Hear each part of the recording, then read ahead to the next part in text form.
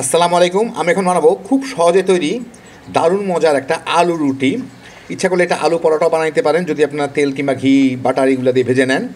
এটা কিন্তু আমাদের সচরাচর আলু পরোটার মতো না, এটা একটা বিদেশি রেসিপি, খাইতে অসাধারণ। তো আসেন দেখি শুরু করা যাক। এখানে আমি 350 গ্রাম আলু একদম নরম করে সিদ্ধ করে নিছি। এগুলাকে আমার একদম মিহি করে ভর্তা করে নিতে হবে, কোনো দানা যাতে না থাকে। একদম মিহি করে নিলাম যাতে কোনো দানা না থাকে। আশা করি মিহি হয়েছে। এখন আমি এখানে 2.5 কাপ ময়দা আছে, ওর মধ্যে এগুলোকে দিয়ে দিব। আপাতত এগুলোকে দেই। এখানেও প্রায় 2 কাপের মতো হইল কিন্তু আলু ভর্তাটা।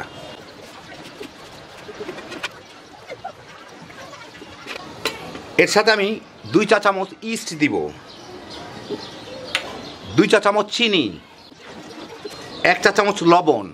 যার যার স্বাদ মতো চিনি লবণ দিয়েন, তবে চিনিটা একটু দিতে হবে কারণ যাতে ইস্টটা ভালো মতো অ্যাক্টিভেট হয়। আর এখানে 1/2 কাপ দুধ আছে। দুধটা একটু হালকা গরম করে নিছি, কারণ হচ্ছে এখন আমাদের শীতকাল, এটা ইস্টটা যাতে খুব জলদি অ্যাক্টিভেট হয় আর কি।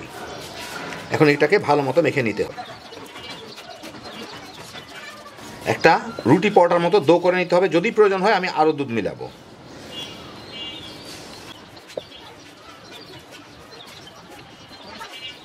এতেই হয়ে যাবে মনে হচ্ছে। ভালো মতো মথে নিলাম। এইটা কিন্তু খুব বেশ নরম এবং খুব আঠালো কিন্তু। তো আর বেশি ময়দা দেওয়ার দরকার নাই, কারণ হচ্ছে এটা শক্ত করতে গেলে আলু তো অত শক্ত হবে না কিন্তু এটা। যাই হোক, কোনো মতে রুটি পরোটা কিংবা তার থেকে একটু নরম হইলেও অসুবিধা নাই। এখন এটাকে আমি ঢেকে রেখে দেবো 1-1.5 ঘন্টা। এটা যদি ফুলে অন্তত ডবল হয়। ঘন্টাখানেক পরে এটা ফুলে ডবল হয়ে গেছে। এখন আমি এটাকে একটু ময়ান দিয়ে নিব। একটু ময়দা ছিটায় এটাকে ভালো মতো একটু ময়ান দিয়ে নিই।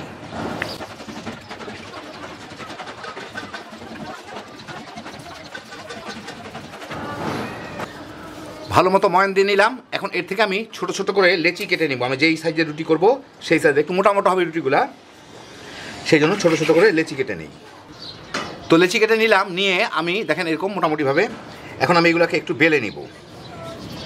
একটু ময়দা ছিটায় একটু মোটা মোটা টাইপের একটু রুটি হবে, গোল গোল করে নিব।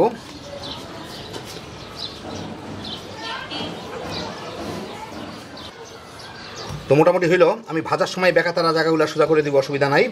এরকম করে আমি রুটি বেলে নিব। একটু মোটা, আপনাদের আমি দেখাচ্ছি। এটা মোটামুটি এইভাবে এরকম মোটা। ওই জায়গাটা একটু বেশি মোটা, অন্য জায়গাগুলো একটু কম মোটা। এরকম করে আমি সবগুলা রুটি বেলে নিব। আমি এখানে একটা ফ্রাই প্যান মাঝারি আছে গরম করে তার মধ্যে রুটিগুলা দিব। একটা রুটি দিব আর কি। এটা কিন্তু মাঝারি আছে রাখতে হবে। এই মিনিট খানেকের মধ্যেই রুটিগুলার মধ্যে ছোট ছোট বাবল ওঠা শুরু হবে।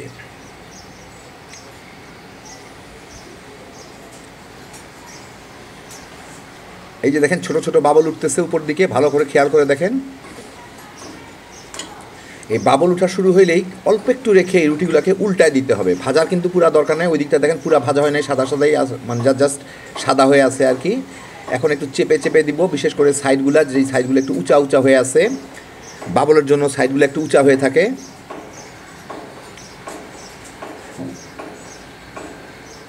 এই যে সাইডটা একটু উঁচা হয়ে আছে, একটু চেপে দিতে হবে, নাহলে কাঁচা কাঁচা থেকে যাবে।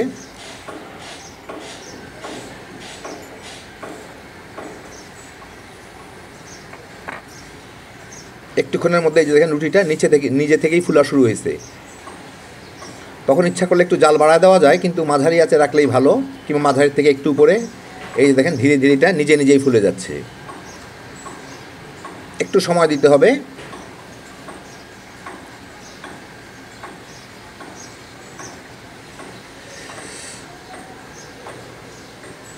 এই দেখেন কি সুন্দর নিজেই ফুলে গেল।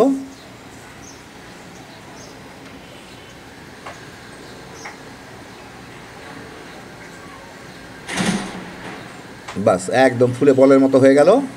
এখন উল্টায় ওই পাশটা একটু ভেজে নিলেই হয়ে যাবে। এই যে দেখেন কত সুন্দর, ওই পাশটা অল্প একটু ভেজে নিলেই হয়ে গেল। এর সবগুলা রুটি কিন্তু একদম গোল গোল হয়ে ফুলে যাবে, কোনো চিন্তার কোনো কারণ নাই।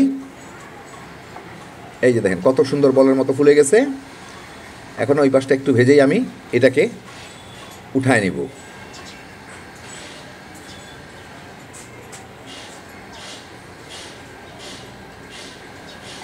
দেখি ওই পাশটা কেমন হইল। এই যে মাঝখানের দিকেই হয়, কারণ গোল হয়ে ফুলে আছে, পাশগুলো অত হবে না, অত বাদামি, অসুবিধা নাই।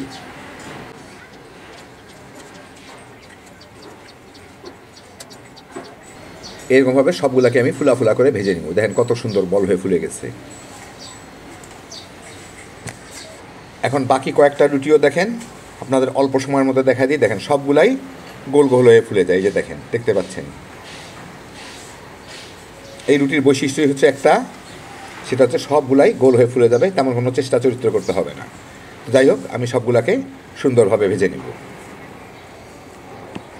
তো এই দেখেন হয়ে গেল আমার অনেকগুলা আলুর রুটি কিংবা পটেটো ব্রেড। এটা আলু পরাটা না, একদম আলুটা দোর সাথে মিশানোই, একটু অন্য ধরনের, কিন্তু খাইতে খুবই মজা। অত পুট্টুর ভরা ঝামেলা নাই, ভিতরটা একদম ফুলে গোল হয়ে যায়, মানে রুটিটা ফুলে গোল হয়ে যায়, ভিতরটা একদম ফাঁপা থাকে। আপনাদের একটু আমি ছিঁড়ে দেখাচ্ছি। এই যে দেখেন, এখন যেমন দেখতেছেন ঠিক সবগুলো। আরেকটা রুটি আমি ছিঁড়ে দেখে আপনাদেরকে, ভিতর দিকটা এরকমই ফাঁপা, ভিতরে কিছু ভরে নিতে পারেন, মানে ভাজার পরে আর কি, আগে ভরার কোনো স্কোপ নাই। একদম অন্য ধরনের, খুবই পুষ্টিকর একটা জিনিস। খালি বানাইবেন, পোলা পান নিয়ে তামা তামা করে সকালে নাস্তা খেয়ে ফেলাইতে পারবেন। হ্যাপি জোশের একটা আইটেম। আল্লাহ আপনাদের সবাইকে ভালো রাখুন, সুস্থ রাখুন, নিরাপদে রাখুন। ইনশাল্লাহ বেঁচে থাকলে আবার দেখা হবে। আল্লাহ হাফেজ।